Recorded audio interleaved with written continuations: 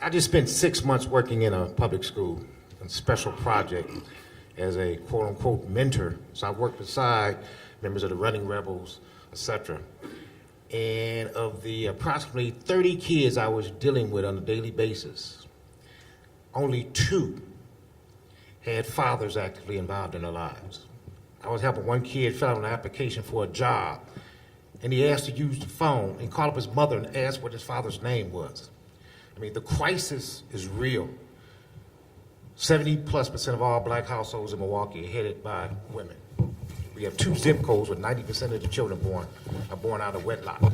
So I mean, this is a systemic problem, but it's also rooted in what you were talking about, the importance of the black nuclear family in changing or returning us to that other paradigm.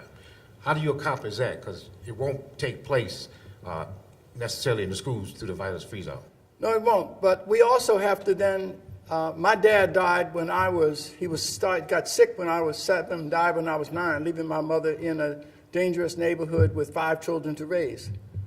And that turned out all right. You know why? Because we've got to come substitute for it. We're not going to create nuclear families for most of those kids. So therefore, the question, what is the next best thing? What we're trying to do is to get them through that period where they can be independent. And I think, frankly, coaches have a powerful influence and can be surrogate fathers. If I had the money, I would start teams like Victor and them do all over this country. Coaches can be surrogate fathers. I have ex-gang members in Washington, D.C. who have been volunteering as football coaches for 10 years. See, the foundation of any solid relationship is reciprocity. I don't do anything for anybody without requiring them to do something for someone else. I don't believe in charity. I believe in reciprocity. And so when I said to these gang members, I go to court at your sentencing and I keep you on the street, got you a job. Now, what are you going to do for the community? What are you passionate about? They say, I want to be a coach. So we raised the money. So we have 7 of them are coaching 130 kids every Saturday and whatnot. They're down there.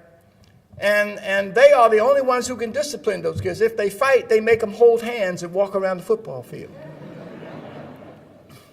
Now, they say, I'm not going to hold his hand. Then don't come to practice. But they do. And they say, well, they behave themselves when they're with us, but not with their teachers and their parents. So the coaches said, well, we're going to make them get behavioral cards signed every Friday in order for them to practice. If they don't get them signed, they can't play. So the parents now, the moms and the teachers said, you all have the only control over them that we have.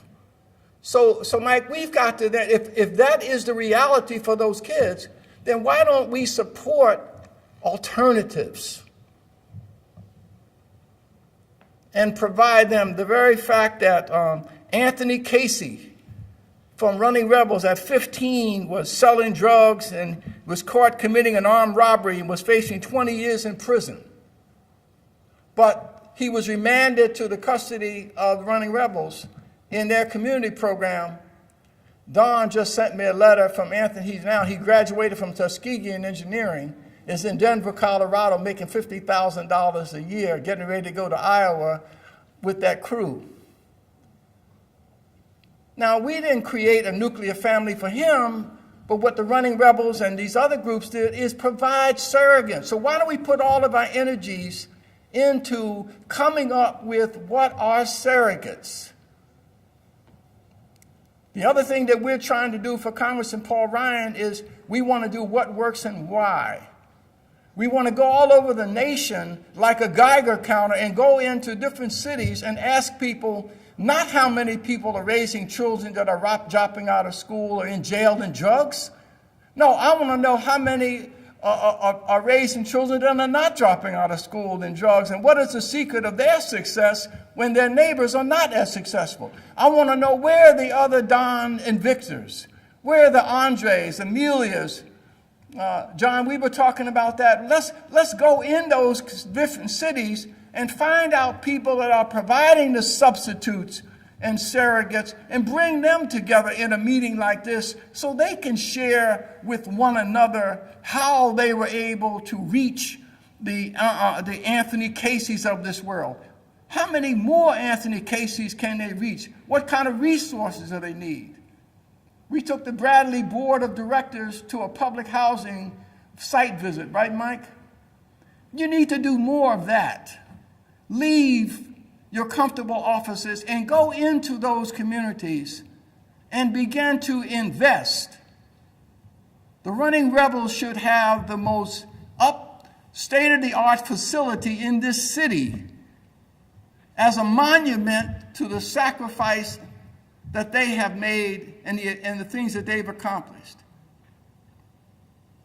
And so that, to me, that we have got to bring together, as I said in my book, the Pharaohs and the Josephs, to create value.